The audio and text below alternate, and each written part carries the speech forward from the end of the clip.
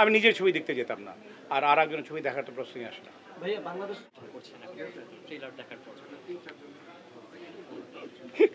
আমি আমাকে কঠিন প্রশ্ন করেন না, আমাকে খুব সহজ সরল প্রশ্ন করেন, আমি সহজ সরলভাবে উত্তর দিতে আমার সুবিধা হবে। কেন আমি যদি এইসব উত্তরগুলো দিতে যাই না, মানে একটু বলবো যে একটু কমপ্লিকেসি দেখা দেবে, বিকজ ইন ট্রু সেন্স ওইরকম আমার ছবি দেখা হয় না, যেহেতু ছবি দেখা হয় না। সো আপনি যে প্রশ্নটি করেছেন যে যেসব ঈদের ছবি আসবে আমি কোনটা দেখবো বা সেই ধরনের মনোবৃত্তি আছে কিনা, না। আমি আমি নর্মালি, আপনারা যেহেতু জানেন যে আমি যেহেতু ফিল্মে হিরো ছিলাম, আমি নিজের ছবি দেখতে যেতাম না, এটাই একদম বাজে অভ্যাস ছিল। আমি বলছি না এটা ভালো অভ্যাস, আনডাউট এটা একটা বাজে অভ্যাস, আমার বাজেটাকে আমিই বলছি। আমি নিজের ছবি দেখতে যেতাম না, আর একজনের ছবি দেখার তো প্রশ্নই আসে না। ভাইয়া বাংলাদেশ সেই কিন্তু আবারও কিন্তু ওই জটিল মানে কোশ্চেন করা হচ্ছে, আর জটিল কোশ্চেনগুলো যখন আপনারা করেন না, বিকজ আমি খুব সহজ সরলভাবে উত্তর দেওয়া পছন্দ করি, এটা আপনারা জানেন।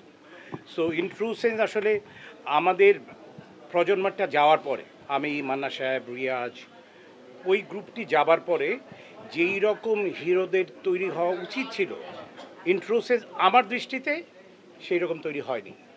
বিকজ আমি যেটা মনে করি সেটা হচ্ছে যে আপনি যদি খালি পোস্টে গোল করেন এটার মধ্যে কোনো কৃতিত্ব নেই, আই ডোন্ট থিঙ্ক সো। আপনি 11 জন প্লেয়ারের সাথে যখন খেলবেন টিমে, অপোজিশনে যদি 11 জন না থাকে, সেখানে আপনি গোল করলে আমার মনে হয় আমি সেটাকে অনেক ভালোভাবে দেখবো না। আমি 11 জনের এগেনস্টে 11 জন ভালো প্লেয়ার দাঁড়ালো, ব্যাডমিন্টনে 2 জনের ডবলস খেলতে গেলে দুজনের এগেনস্টে 2 জন দাঁড়ালো, সেটা ভালো লাগবে। কিন্তু ডবলসে যদি আমি একজনের এগেনস্টে 2 জন খেলি, নিশ্চয়ই সেটা ভালো লাগবে না। সো আমি বলতে চাচ্ছি যে এখানে আমাদের যেই রকম আসলে আমাদের ওইটা যাওয়ার পর যেরকম তৈরি হওয়া ছিল, আপনি যার কথা বলেছেন সাকিবের সাথে কম্পিট করার জন্য যেরকম তৈরি হওয়া উচিত ছিল সেটা তৈরি হয়নি কেন সেটা আপনারাও জানেন, আমিও জানি। যাই হোক, এই বিষয়ে কথা না বলি।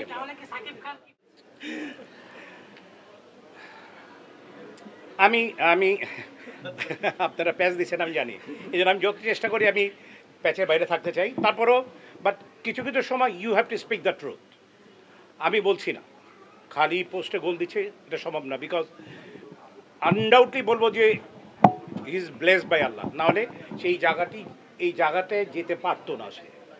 বাট একটি সময় ছিল তার প্রতিদ্বন্দ্বী ছিল, তারপরে আমি বিশ্বাস করি সে তার প্রতিদ্বন্দ্বী তৈরি হতে দেয়নি। কেন দেয়নি সেটা আপনারা জানেন, আমি বলবো না, আপনারাই বলেন আমাকে সাকিবের এগেন্সে কোনো প্রতিদ্বন্দ্বী নেই কেন, এই প্রশ্নটা আপনারা নিজেরা কখনো বলেন না কেন। সব সময় আমি বলি প্লিজ, যেহেতু আপনি প্রশ্ন করেছেন, সব সময় আমাদের উপরে কেন ছেড়ে দেন। আমি সব সময় যেটা বলতে চাই সেটা হচ্ছে যে pain is mightier than the sword, এটা আমরা সকলেই জানি। আপনাদের লেখনির উপরে কোনো কিছু হতেই পারে না, আপনারাই তো কখনো কোনো কিছু লেখেন না, শুধু আমাদের উপরে ছেড়ে দেন। আমরা কেমনে একটা কথা বলবো সেটাকে ধরে আরও 10 জনে কেমনে গুতাগুতি করবো, আমরা সেই চিন্তার মধ্যে আমরা থাকি। বাট আমি মনে করি যে কোনো রকম কারো বিরুদ্ধাচরণ না করেও অনেক সুন্দর কিছু লেখা যায়, আরেকজনের ব্যাপারে কথা বলা যায়।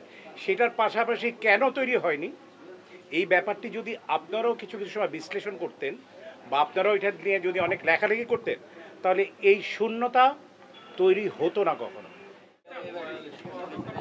ঈদ নিয়ে যদি আপনি স্পেশালি কোনো পরিকল্পনার কথা বলেন তাহলে বলবো যে এটা আমার কোনো স্পেশাল কোনো পরিকল্পনা নেই। মানে সিম্পলি সকালবেলা আবার ওঠা, নামাজ পড়তে যাওয়া, আর কম্পালসারি যেটি সেটা হচ্ছে যে মার কবরে যাওয়া এবং আমার শ্রদ্ধেয় বড় ভাইয়ের সাথে দেখা করা, এটা হলো মাস্ট। ঈদের জন্য আলাদা কোনো কিছু করা, এবং আলাদা বলবো না ব্যাপারটাকে। তারপর আমি 12টা 1টার পরে আমার ছাত্রছাত্রীরা আসতে থাকবে, ওদের নিয়েই আমার সারাদিন কাটে। শূন্যতা শব্দটা ব্যবহার করতে চাই না, তবে আমি ব্যবহার করতে চাই, আগে যেমন ছোটোবেলা থেকে আমার একটা বদ অভ্যাস ছিল যে সকালে একটা ড্রেস পরা, বিকালে একটা পরা, রাতে একটি ড্রেস পরা। এটা মাঝে মাঝে মনে হয় যে এখন তো মনে হয় সেই রকম হয় না, তাও কেনা হয়, কিন্তু ওই ছোটোবেলার যেই অনুভূতিটা সেটা বড় হলে আনডাউটলি একই রকম থাকার কথা না। বাট স্টিল দ্যাট আমি বলবো যে ওইটা মিস করে সময় সকালবেলা একরকম ড্রেস পরে খেলাধুলা করা, ওইটা মনে হয়ে যাওয়ার পর আর একটা ড্রেস পরা। ইভেন এটা আমার ব্যাপার ছিল যে জোর করে হলে পরও বাবা মার কাছ থেকে 3টা ড্রেস নেয়া, এটা অনেক দামি হতে হবে, ইট ওয়াজ নট লাইক দ্যাট, ব্যাপারটা সেরকম না, বাট 3টা ড্রেস হতে হবে যেরকমই হোক, এটা মিস করি মাঝে মাঝে। তাছাড়া বলি যে আল্লাহ যেরকম রেখেছেন কোয়াইট গুড। সিনেমাগুলো মানুষের জীবনের সাথে